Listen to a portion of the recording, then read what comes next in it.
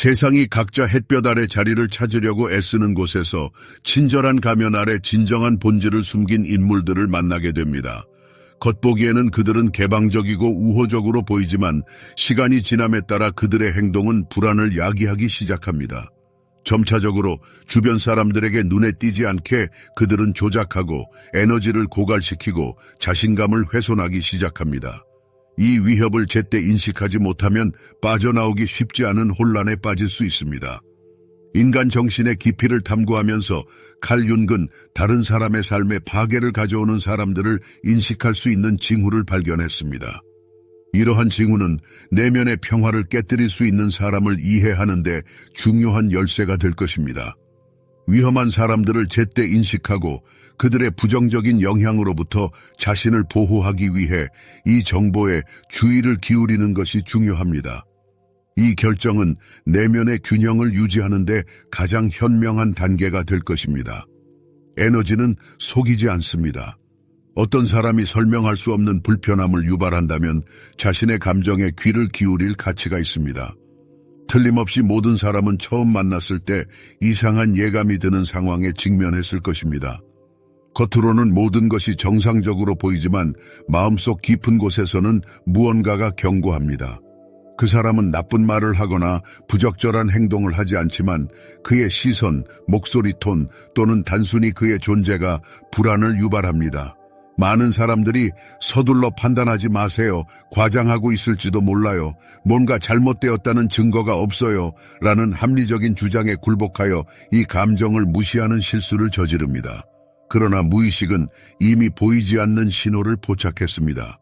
칼 융은 인간이 이성을 인식하기 전에 숨겨진 신호를 인식하는 능력에 대해 이야기했습니다. 그는 이것을 집단 무의식이라고 불렀습니다. 이는 세대에서 세대로 전해지는 정보 시스템으로 위험을 설명하기 전에 느낄 수 있게 해줍니다. 다시 말해, 직관은 신비주의나 편집증이 아니라 정신의 깊이에서 나오는 경고 신호입니다. 이 직감은 많은 문제로부터 보호해 줄 수 있으므로 신뢰할 가치가 있습니다. 교훈적인 이야기를 하나 들려드리겠습니다. 언젠가 운명이 나를 공통의 친구에게 소개된 사람과 만나게 했습니다. 그는 정중함을 뿜어냈고 그의 연설은 부드럽고 설득력이 있었으며 그의 미소는 그 순간이 요구할 때 나타났습니다.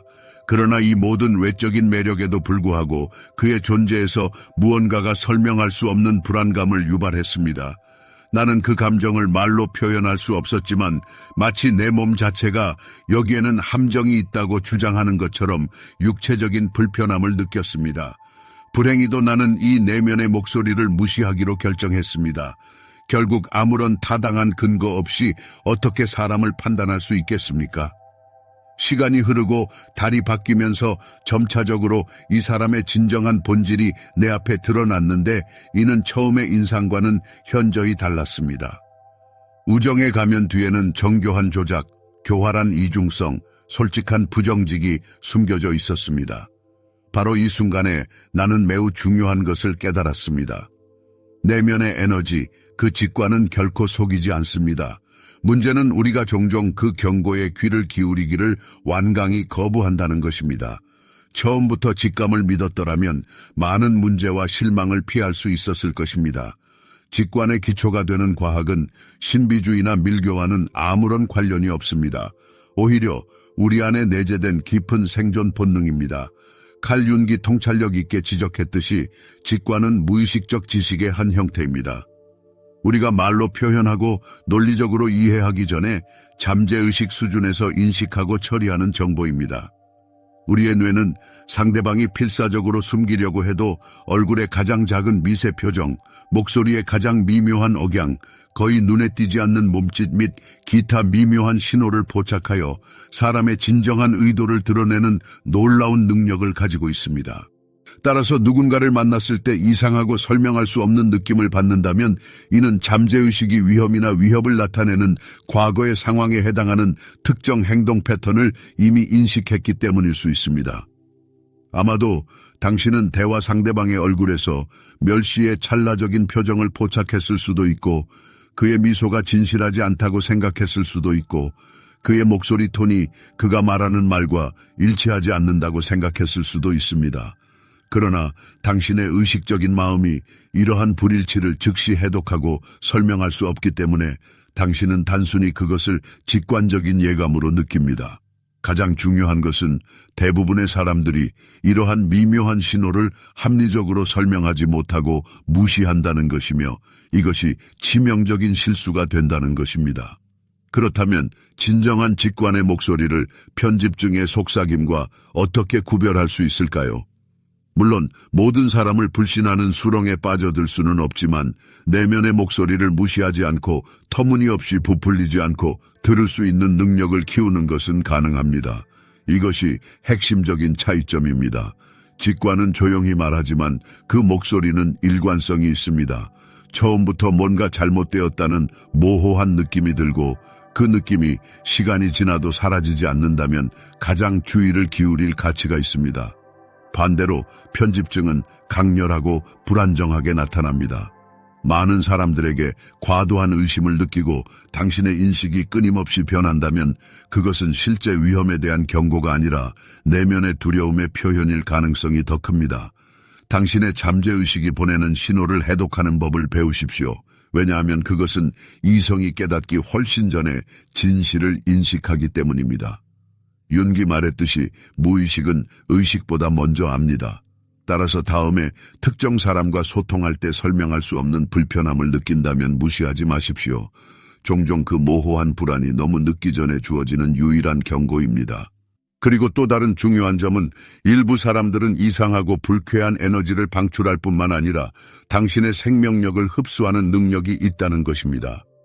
다음으로 우리는 당신을 눈에 띄지 않게 고갈시키는 사람들을 인식하는 방법과 그들로부터 즉시 거리를 두어야 하는 이유에 대해 이야기할 것입니다.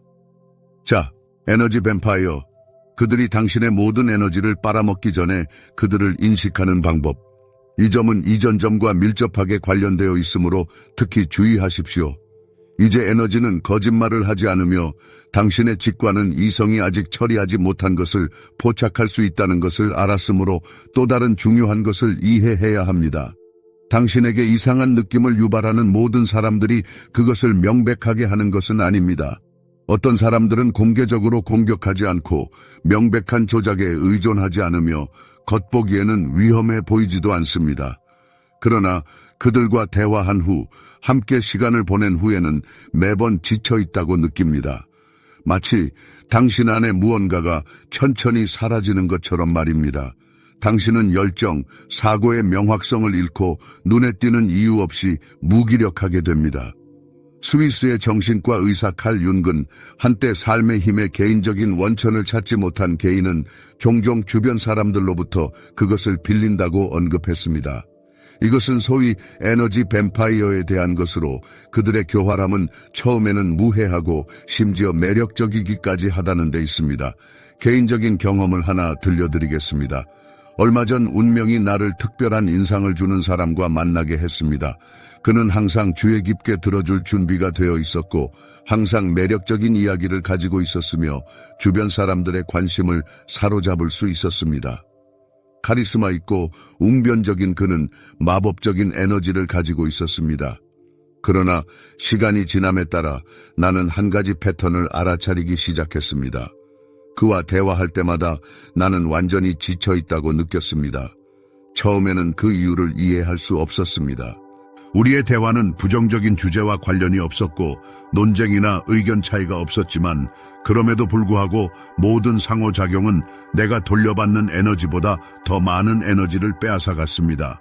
점차적으로 나는 무슨 일이 일어나고 있는지 깨달았습니다. 이 사람은 상호 연결을 확립하기 위해 대화에 참여한 것이 아니라 다른 사람의 에너지를 흡수하기 위해 대화에 참여했습니다. 그의 대화는 균형 잡힌 교환이 아니라 관심의 표현으로 교묘하게 위장된 독백이었습니다. 그의 존재는 지원을 제공하지 않았고 오히려 자신의 중요성에 대한 지속적인 관심과 확인을 요구했습니다. 그리고 가장 불안한 것은 그의 감정적 고갈이 나의 짐이 되었다는 것입니다. 바로 그 순간에 나는 인간관계의 가장 위험한 측면 중 하나를 깨달았습니다. 어떤 사람들은 직접적인 해를 가하지 않지만 천천히 에너지를 고갈시켜 생명력을 빼앗아갑니다. 윤근 자신의 그림자를 통합하지 못한 사람들은 그것을 다른 사람에게 투사하는 경향이 있다고 주장했습니다. 이는 그들의 에너지 부족, 두려움 또는 내면의 혼란이 주변 사람들의 어깨에 옮겨져 그들의 감정적 짐의 일부가 된다는 것을 의미합니다. 주변 환경을 주의 깊게 관찰하면 누군가가 무의식적으로 당신의 생명 에너지를 훔치고 있다는 것을 나타내는 경고 신호를 식별할 수 있습니다. 이러한 에너지 뱀파이어의 3가지 주요 징후를 고려해 보겠습니다. 첫 번째 징후는 대화의 자기 중심성에서 나타납니다. 특정 사람과의 모든 대화가 불가피하게 그의 문제에 대한 논의로 이어진다는 것을 알아차렸습니까? 주제에 관계없이 대화는 불만, 실망 및 갈등에 대한 이야기의 흐름으로 바뀝니다. 중요한 것은 그러한 사람들은 해결책을 찾으려고 하지 않는다는 것입니다. 그들의 목표는 마치 당신이 무료 심리 치료사인 것처럼 당신에게 감정적 짐을 내려놓는 것입니다. 두 번째로 우려되는 것은 당신이 연락이 닿지 않을 때 당신에게 부과되는 죄책감입니다. 개인적인 경계를 설정하려는 시도는 이기심에 대한 비난으로 이어집니다. 당신이 자신을 위해 시간을 내기로 결정하자마자 당신이 얼마나 필요한지에 대한 암시로 당신을 공격합니다. 이것은 교묘한 조작으로 직관이 거리를 두어야 한다고 말하더라도 당신을 항상 곁에 두는 것이 목표입니다. 마지막으로 3번째이자 가장 명백한 징후는 그러한 사람으로부터 멀어질 때 발생하는 안도감입니다. 누군가가 당신의 삶에서 진정으로 긍정적인 역할을 한다면 그의 부재는 공허감을 유발합니다. 그러나 누군가가 체계적으로 당신의 에너지를 빨아먹었다면 그와의 관계가 끊어지면 말할 수 없는 안도감을 가져다 줍니다. 누군가와의 소통을 중단한 후 정신적으로나 육체적으로 더 가벼워졌다고 느꼈던 순간을 기억하십시오. 이는 그의 에너지가 당신에게 파괴적인 영향을 미쳤다는 확실한 신호입니다. 이 현상에 대한 심리적 설명은 다른 사람의 에너지를 흡수하는 사람들이 종종 무의식적으로 그렇게 한다는 데 있습니다. 그 이유는 그들 자신의 그림자, 즉 내면의 공허함에 대처할 수 없기 때문입니다. 자신을 빛으로 채울 수 없기 때문에 다른 사람에게서 그것을 훔치려고 합니다. 그러나 가장 중요한 것은 당신이 이러한 사람들을 치유할 책임이 없다는 것을 깨달아야 한다는 것입니다. 당신은 그들의 감정적 혼란을 담는 용기가 될 의무가 없습니다. 누군가가 당신을 고갈시킨다면 당신은 자신의 에너지를 보호하고 거리를 둘 권리가 있습니다. 그렇지 않으면 당신은 자신도 모르게 감정적 사막으로 변해 소진될 위험이 있습니다. 일부 개인이 당신의 에너지를 고갈시킬 뿐만 아니라 세상에 대한 인식의 적절성에 대한 자신감을 훼손할 때 상황은 심각해집니다. 다음으로 우리는 완전한 통제를 추구하기 위해 교묘하게 조작하는 사람들을 식별하는 방법과 경고 징후가 발견되면 그러한 개인으로부터 즉시 거리를 두어야 하는 이유를 분석할 것입니다.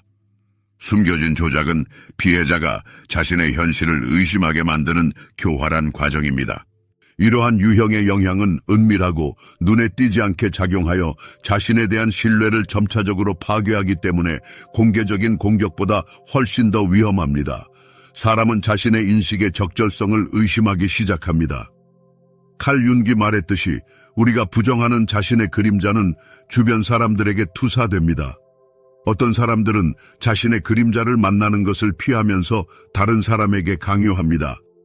이러한 유형의 조작은 고함이나 직접적인 위협의 형태가 아니라 보살핌으로 교묘하게 위장된 일상적인 대화, 사소한 몸짓 및 단어에서 나타납니다. 사람은 그런 일은 없었어요. 당신이 생각하는 거예요. 당신은 다시 과장하고 있어요. 나는 그런 말을 하지 않았어요. 당신이 모든 것을 엉망으로 만들었어요. 와 같은 말을 듣습니다. 점차적으로 피해자는 자신의 적절성을 의심하기 시작합니다. 개인적인 경험에서 예를 들어 보겠습니다. 얼마 전 내 주변에 내 감정을 체계적으로 폄하하는 사람이 있었습니다. 불안의 모든 표현은 동일한 대답으로 충족되었습니다. 그것은 사소한 일이에요. 당신은 과장하고 있어요. 정말 중요했다면 당신뿐만 아니라 다른 사람들도 알아차렸을 거예요. 처음에는 내가 정말 과장하고 있고 사건을 잘못 해석하고 있다고 생각하여 이러한 의견을 무시했습니다.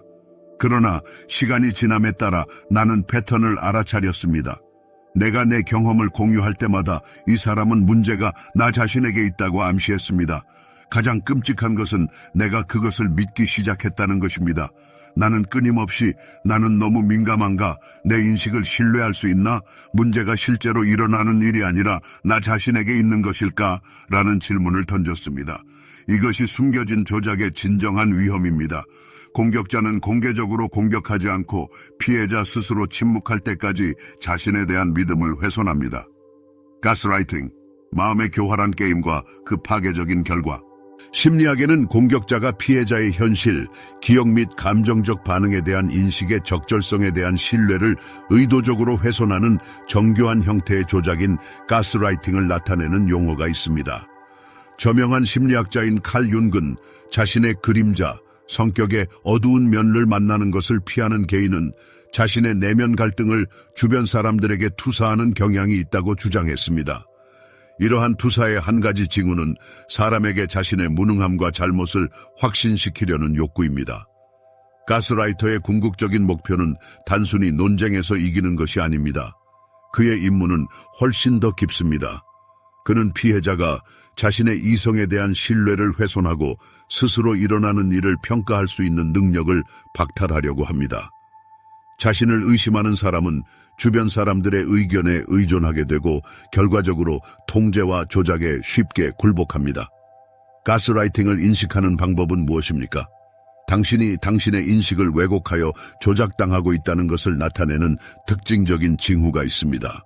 첫째, 조작자는 끊임없이 역사를 다시 쓰고 의도적으로 당신을 혼란스럽게 합니다. 그의 말과 행동은 서로 모순됩니다. 그가 어제 주장한 것은 오늘 부정되고 일주일 전에 일어난 사건은 날조된 것으로 선언됩니다. 상황을 명확히 하려는 모든 시도는 망각, 부주의 또는 잘못된 해석에 대한 비난으로 이어집니다. 둘째, 가스라이터는 당신의 감정을 폄하하여 당신에게 부적절하다는 느낌을 심어줍니다. 당신이 자신의 경험을 표현할 때마다 그는 그 중요성을 떨어뜨려 당신이 그들의 타당성에 의문을 제기하게 만듭니다. 당신은 과장하고 지나치게 감정적이거나 단순히 미쳐가고 있다고 생각하기 시작합니다. 셋째, 조작자는 당신이 대안적인 관점을 얻을 수 없도록 당신을 외부 세계로부터 고립시키려고 합니다. 그는 자신 외에는 아무도 상황을 이해할 수 없고 주변 사람들이 착각하고 신뢰할 가치가 없다고 당신을 확신시킵니다. 따라서 그는 당신이 진실을 보고 조작에 저항하는 데 도움이 될 수 있는 사람들로부터 당신을 차단합니다. 어떤 사람들과 소통한 후에는 마치 그들과 대화한 후에 의심이 더욱 커지고 실제로 일어난 일이 무엇인지에 대한 질문이 생기는 것처럼 완전한 혼란감이 남습니다. 자신의 기억과 사건에 대한 강요된 해석 사이의 경계가 흐릿해집니다. 다른 사람과의 관계에서 이러한 감정이 발생하면 숨겨진 조작을 알리는 경고 신호입니다. 이 교활한 영향으로부터 자신을 보호하는 방법은 무엇입니까? 우선 자신의 기억과 감정을 신뢰하십시오.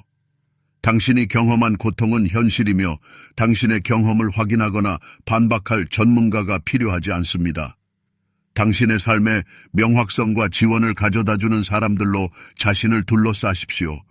당신이 신뢰하는 사람들과 당신의 의심을 공유하고 당신의 인식을 그들의 관점과 비교하십시오. 종종 외부의 시각은 조작자의 영향으로 당신에게 숨겨진 것을 보는 데 도움이 됩니다. 누군가가 끊임없이 당신을 죄책감을 느끼게 한다면 그 관계를 심각하게 재고할 때입니다. 진정으로 당신을 사랑하는 사람은 당신에 대한 의심을 심기 위해 당신의 인식으로 게임을 하지 않을 것입니다. 그러나 상황은 훨씬 더 불길할 수 있습니다. 당신의 현실을 왜곡할 뿐만 아니라 자신의 어두운 면을 사용하여 다른 사람의 문제의 짐을 당신에게 전가하려는 사람들이 있습니다. 다른 사람에게 자신의 내면 갈등을 투사하고 당신에게 속하지 않은 것에 대해 책임을 지게 하려고 하는 사람들을 인식하는 법을 배우는 것이 중요합니다. 여기서 목표는 단순히 당신이 자신의 적절성을 의심하게 만드는 것이 아니라 당신이 그들을 자신의 것으로 받아들일 때까지 다른 사람의 내면 갈등으로 당신을 짐을 지우는 것입니다. 칼 윤기 말했듯이 사람이 자신 안에서 거부하는 모든 것은 다른 사람에게 투사됩니다. 자신의 실수, 두려움 또는 콤플렉스를 인정하는 대신 다른 사람에게 전가하고 그 다른 사람은 종종 당신이 됩니다. 아마도 당신은 이기적이라는 비난을 받았을 것입니다. 실제로 비난하는 사람의 행동은 이기적이었을 것입니다. 또는 당신은 냉담하다는 비난을 받았을 수도 있습니다. 비난하는 사람은 자신의 감정을 다룰 수 없었습니다. 또는 당신은 결코 책임지지 않은 것에 대해 죄책감을 느끼게 되었을 수도 있습니다. 누군가가 자신의 그림자를 받아들이기를 거부하면 당신이 대신 그것을 짊어지게 하려고 합니다.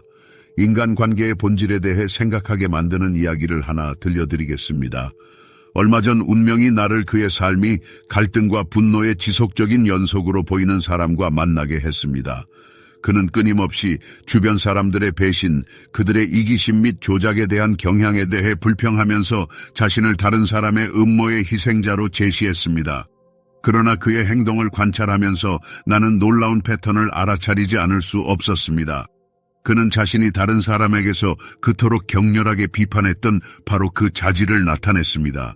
그는 자신의 의견에 동의하지 않는 사람들을 경멸하고 무조건적인 충성을 요구했지만 자신은 보답으로 그것을 제공하는 것을 서두르지 않았습니다.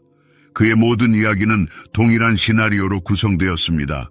그는 무고한 희생자이고 다른 모든 사람은 그의 등 뒤에서 음모를 꾸미는 악당입니다. 그러나 가장 놀라운 것은 그가 나 자신의 정체성을 확신시키려고 했다는 것입니다. 그는 내가 그의 인격에 대한 부주의, 그의 인격에 대한 무시로 나를 비난하면서 내가 그토록 격렬하게 비난했던 사람들과 똑같이 행동하고 있다고 암시했습니다. 잠시 동안 나는 의심에 빠졌습니다. 그가 옳을 수도 있을까요? 문제가 실제로 나 자신에게 있고 나는 단순히 내 이기심을 알아차리지 못하는 것일까요? 그러나 그런 다음 진실이 밝혀지기 시작했습니다. 그는 자신의 그림자, 즉 자신에게서 죄 깊게 숨긴 불쾌한 성격 특성을 보고 싶어 하지 않았습니다. 자신의 유해성을 인정하는 대신 그는 죄책감을 내게 전가하려고 했고 자신의 결점에 대한 부담을 감당할 사람이 필요했습니다. 그리고 내가 그 역할을 거부했을 때 그는 새로운 희생자를 찾아 자신의 문제에 대한 책임을 전가하기 위해 떠났습니다. 당신이 다른 사람에게 속하지 않은 감정적 부담으로 압도되거나 압도되었다고 느낀 적이 있다면 멈춰서 스스로에게 물어보십시오. 이것이 정말 당신의 부담입니까? 아니면 다른 사람이 당신에게 강요한 것입니까? 투사 경향이 있는 사람들은 자신의 행동에 대해 책임을 지지 않습니다. 그들은 항상 자신을 상황의 희생자로 제시하고 당신을 죄책감을 느끼게 할 방법을 찾습니다. 주변 사람들의 투사로부터 자신을 보호하는 방법은 무엇입니까? 우선 자신의 감정과 생각을 당신에게 강요하려는 감정과 생각과 구별하는 법을 배우십시오. 누군가가 당신을 무엇으로든 비난하면 정직한 자기 분석을 수행하십시오. 실제로 실수를 했다면 그것을 인정하고 시정 조치를 취하십시오. 그러나 당신에게 속하지 않은 것을 강요당하고 있다고 느낀다면 과감하게 거부하십시오. 당신의 경계에서 명확하고 단호하십시오. 마지막으로 누군가가 끊임없이 당신의 감정적 혼란으로 당신을 짐을 지우는 것을 알아차린다면 거리를 두는 것을 두려워하지 마십시오. 당신의 임무는 자신의 악마와 맞서고 싶어 하지 않는 사람들을 치유하는 것이 아닙니다. 당신의 에너지와 감정적 웰빙은 다른 사람의 문제에 낭비해서는 안 되는 귀중한 자원임을 기억하십시오. 더욱 역설적인 것은 사람들이 단순히 당신에게 자신의 그림자를 강요하려는 것이 아니라 비밀리에 당신의 성공에 대한 반감을 느낄 때의 현상입니다. 다음으로 우리는 당신의 지지자인 척하지만 실제로는 당신의 업적에 대한 질투심에 사로잡힌 사람들을 식별하는 방법과 그들이 당신 주변에 있다면 그러한 개인으로부터 즉시 거리를 두어야 하는 이유를 분석할 것입니다. 당신과 시간을 보내고 기쁨과 슬픔을 표현하고 공유하는 것을 즐기는 사람들이 있지만 마음속 깊은 곳에서는 당신의 광채를 받아들일 수 없습니다. 그들은 자신의 감정을 공개적으로 표현하지 않고 직접적인 공격에 의존하지 않으며 적대적인 것으로 명확하게 해석될 수 있는 행동을 하지 않습니다. 그러나 당신이 앞으로 나아갈 때마다, 중요한 목표를 달성할 때마다 그들의 태도는 변화를 겪습니다.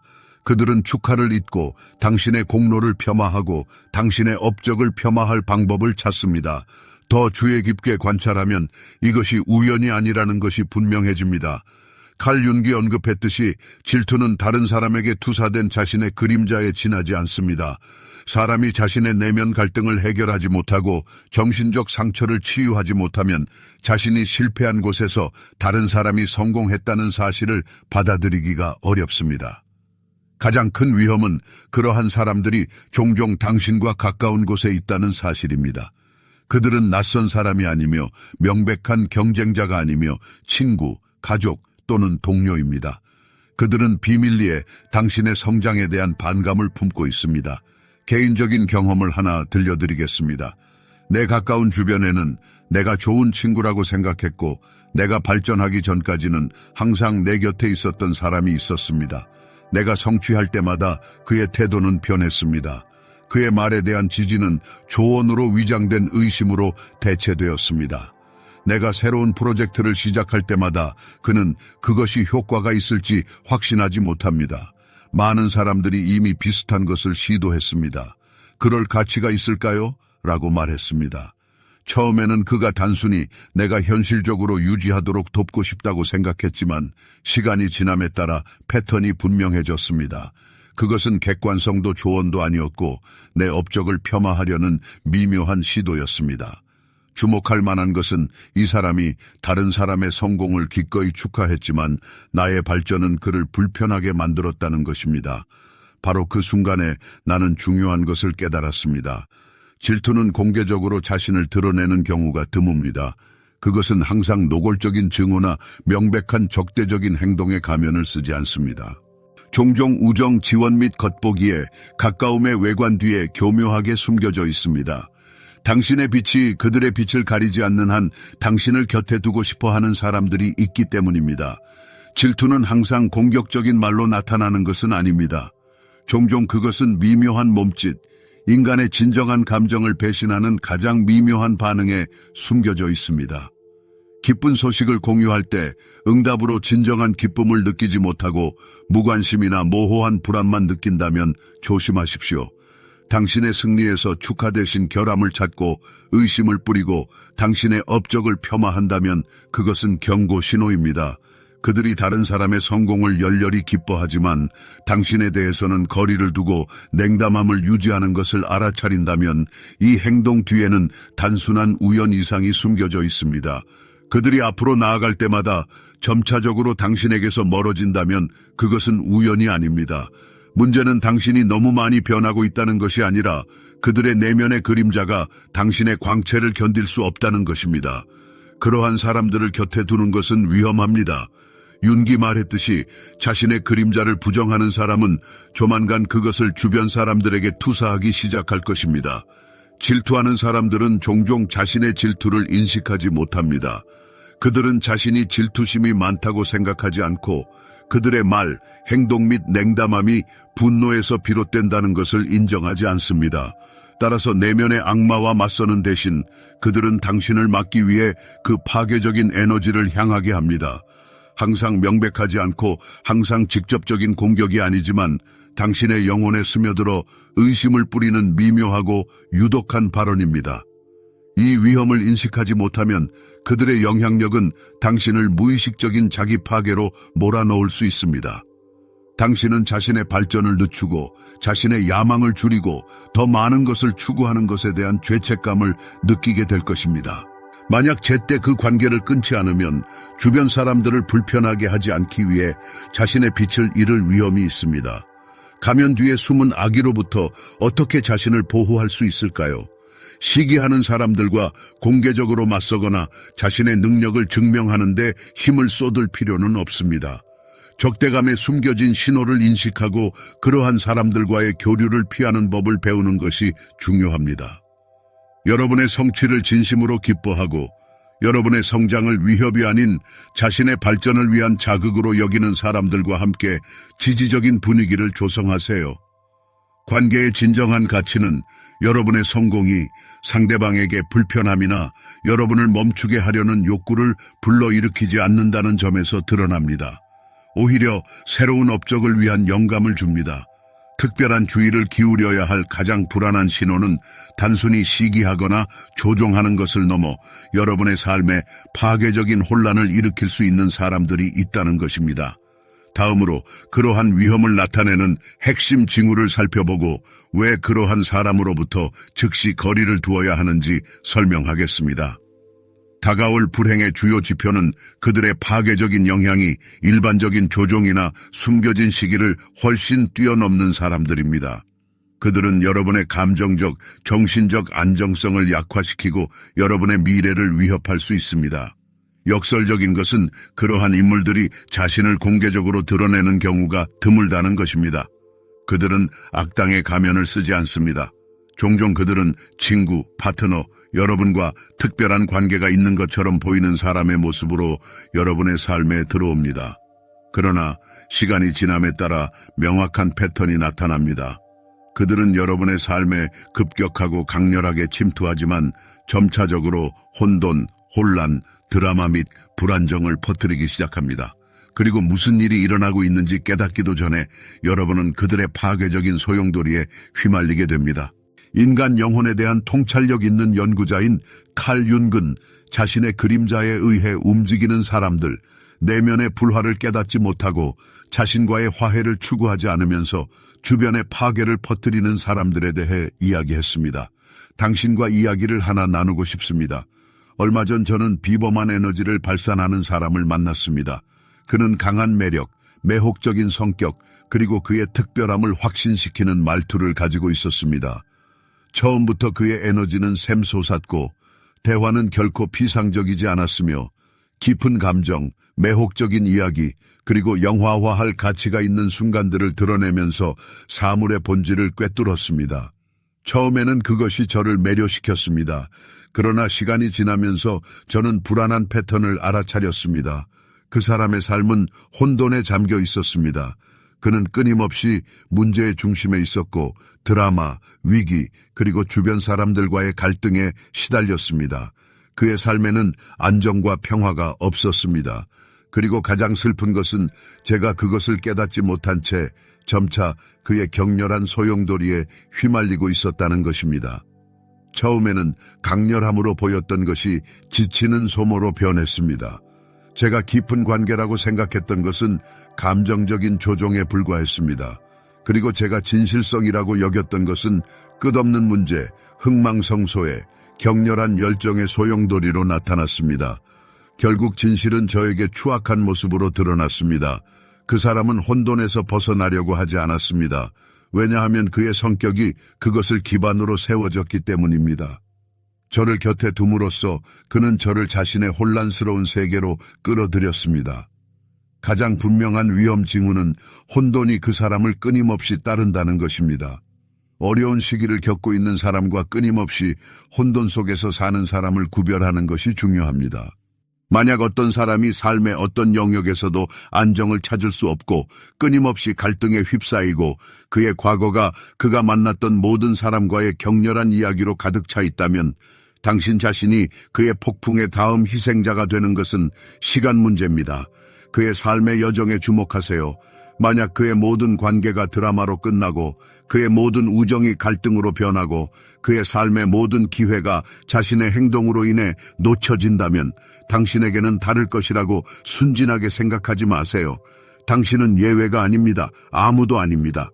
칼 융은 언젠가 우리의 정신에 무의식적인 측면이 보이지 않는 지휘자처럼 우리의 삶을 지배하고 있으며 우리는 이것을 운명의 예정이라고 설명하는 경향이 있다고 통찰력 있게 언급했습니다.